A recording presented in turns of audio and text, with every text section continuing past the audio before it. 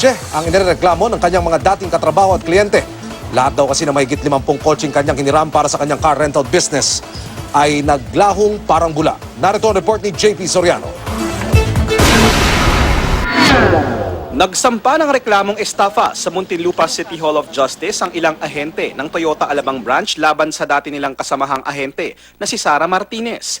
Si Martinez umano ang tumangay ng kanilang mga brand new na mga personal na sasakyan. Ang modus daw ni Martinez, mag-alok na ipasok ang mga sasakyan nila sa kanyang car rental business. Ang pangako, babayaran sila ng 30 hanggang 40,000 piso kada buwan, depende sa klase ng sasakyan. Dahil kasamahan nila sa trabaho at nagbibigay na ng paunang bayad, naniwala raw sila. Pero di pa raw natatapos ang isang buwan. Tinawagan niya lang ako, punta kayo andito ako sa police station na ganito, na may problema na tayo. Hindi ako nagtanong, nagpunta ako kasi kinabahan na ako.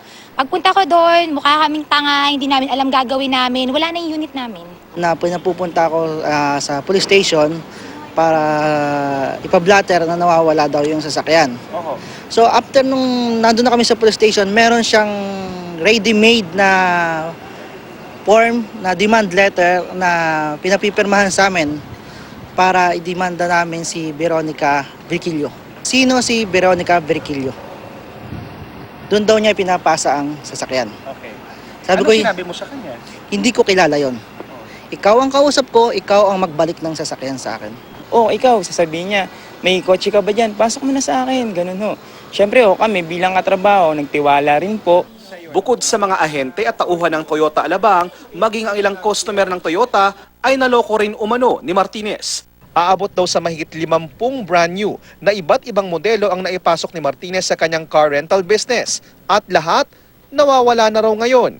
Without their knowledge and consent, and of course against their will, Ms. Martinez further entrusted these vehicles to another individual.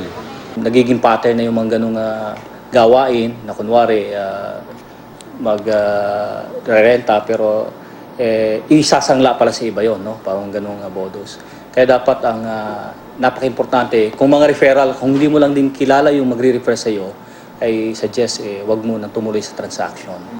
Itinanggi naman ni Sara Martinez ang paratang sa kanya ng mga kasamahan niya sa Toyota Alabang.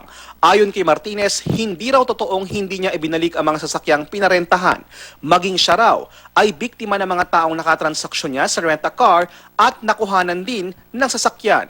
Biktima rin ako, sir, hanggang ngayon hinahanap ko pa rin yung Altis, Diba? And then the retrieval itself, very active ako doon. Tinatakbo ko. Sa mensahe naman ng Toyota Alabang, iginiit nilang wala silang kinalaman sa transaksyon ni Martinez at sila ay makikipagtulungan sa otoridad. JP Soriano, GMA News.